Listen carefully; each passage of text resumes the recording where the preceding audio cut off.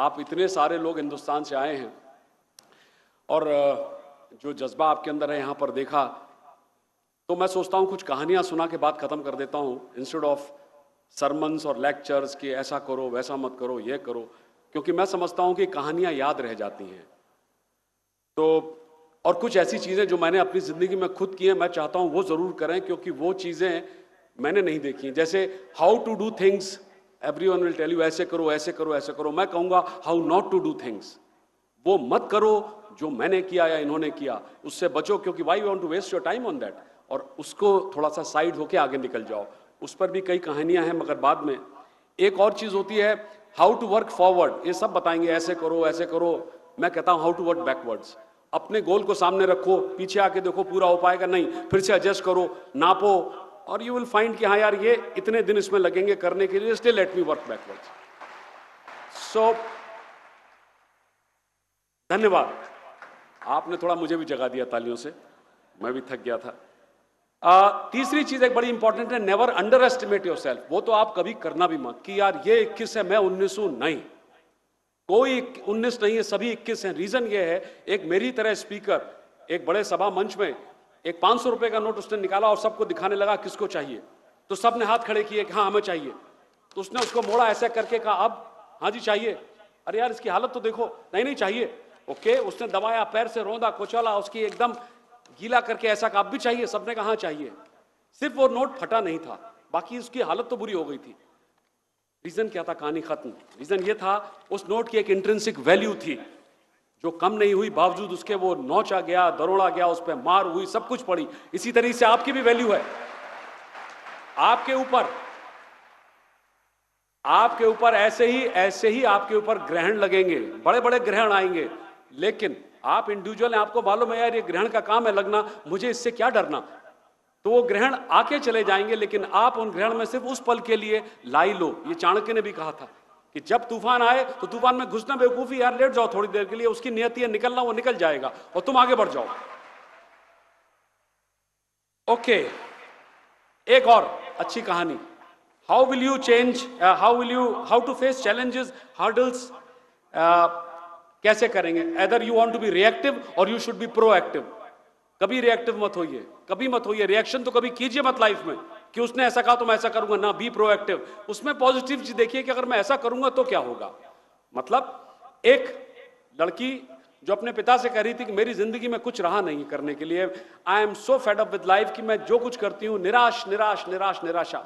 उसका फादर एक शेफ था, उसने कहा आओ मेरे साथ। मेरे ख्याल है आधे से ज्यादा लोग इस कहानी को जानते होंगे, जो नहीं जानते उनके लिए इंटरेस्टिंग है। वो अंदर गया, उसने 3 बर्तन रखे आग के ऊपर और उसमें पानी भर दिया, पानी बॉईल होने लगा। पहले बर्तन में उसने एक गाजर डाली, कैरेट, दूसरे में उसने एक अंडा डाला और तीसरे में कुछ कॉफी बीन्स। थोड़ी देर बाद जब पानी से बॉईल हो गया, उसने सबको निकाला, ठंडा किया और कहा कि तुमने देखा कुछ? बोले क्या हुआ? आपने कुछ उबाल दिया। बोले गौर से देखो, इन तीनों को मैंने यातनाएं दी, पीड़ाएं दी, 100 डिग्री सेंटीग्रेड के ऊपर पानी के, गर्म पानी बॉइलिंग वाटर में डाला। जो कैरेट थी वो देखने में तो सख्त थी, लेकिन पानी में डालने के बाद वो झूल गई, यानी वो झेल नहीं पाई 100 डिग्री सेंटीग्रेड पानी को। अंडा जो था वो देख, अंदर से तो हम सब मालूम है कि वो अंदर से ढीला ढाला था, लेकिन अंदर पानी के जाते ही गर्म पानी में उसने अपना बाहरी आवरण तो बदला नहीं, अंदर से सख्त हो गया। लेकिन इनको कॉफी बीन्स को देखो, ये पानी में मिल ही नहीं गई, इतना अच्छा अरोमा इन्होंने दिया, इतनी अच्छी खुशबू दी कि उसको पी करके भी फाउंड कि इट इज मच बेटर। तो what would like to be? Coffee beans और कैरेट और एग? आपको मालूम है क्या बनना है। ओके, अनदर इंटरेस्टिंग बात, पॉइंट, डोंट जज a book by its cover. कभी भी किताब को उसके कवर से मत जज करो। मुकेश शर्मा बहुत अच्छा बोलेगा, ये बहुत अच्छा बोलते हैं, ये आप मेरे से बेहतर कर सकता है, नहीं, ऐसा कुछ नहीं। उसका रीजन है, एक बड़ी अच्छी कहानी थी कि एक डॉक्टर के पास फोन आया कि डॉक्टर आप जल्दी आइए, मेरा बच्चा इस हालत में है, मर जाएगा, हॉस्पिटल में है। डॉक्टर ने कहा मैं हॉस्पिटल में नहीं हूं, बाहर हूं, मैं कोशिश करता हूं जल्दी आने की। नहीं, आप तुरंत आइए please, don't delay it, otherwise वो लाइफ और डेथ और उसके बीच में झूल रहा है। डॉक्टर आया, जैसे ही वो हॉस्पिटल पहुंचा उसने देखा कि उसका जो लड़के का फादर था जिसने फोन किया था, वो कॉरिडोर में बड़ी तेजी से घूम रहा था। तो जैसे उसने डॉक्टर को देखा वैसे ही चिल्लाया, आपने इतनी देर कर दी आने में, मेरा लड़का वहां मरने वाला है, आपको कुछ भी वो नहीं है।